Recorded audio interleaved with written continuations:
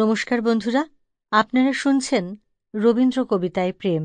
আমি শাওলি, আর আমার সঙ্গে আছেন চৈতালি দাশগুপ্ত। আজকের আমাদের আড্ডার বিষয় রবীন্দ্রনাথেরই আরেকটি কবিতা, এবং এটি মানসী কাব্যগ্রন্থের কবিতা অনন্ত প্রেম। এবার আমি আগে একটু কবিতাটা পড়ি। তোমারই যেন ভালোবাসিয়াছি শতরূপে শতবার, জনমে জনমে যুগে যুগে অনিবার। চিরকাল ধরে মুগ্ধ হৃদয় গাঁথি আছে গীতহার, কত রূপ ধরে পড়েছ গলায়, নিয়েছ সে উপহার, জনমে জনমে যুগে যুগে অনিবার। আর একটু এগিয়ে কবি লিখছেন, আমরা দুজনে ভাসিয়া এসেছি যুগল প্রেমের স্রোতে, অনাদিকালের হৃদয় উৎস হতে।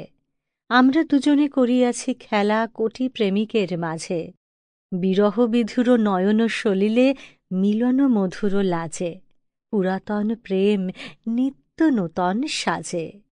এই যে প্রেমের চিরন্তন অথচ নতুন রূপ, এই রূপ নিয়েই আমরা আজকে আলোচনা করব।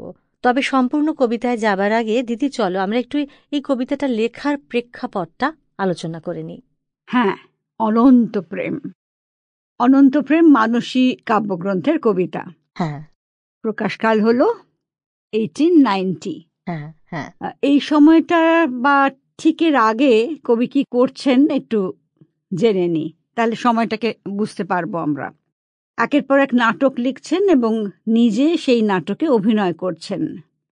1889 রয়েছেন সোলাপুরে। হ্যাঁ। আর Sample complete. Ready to continue?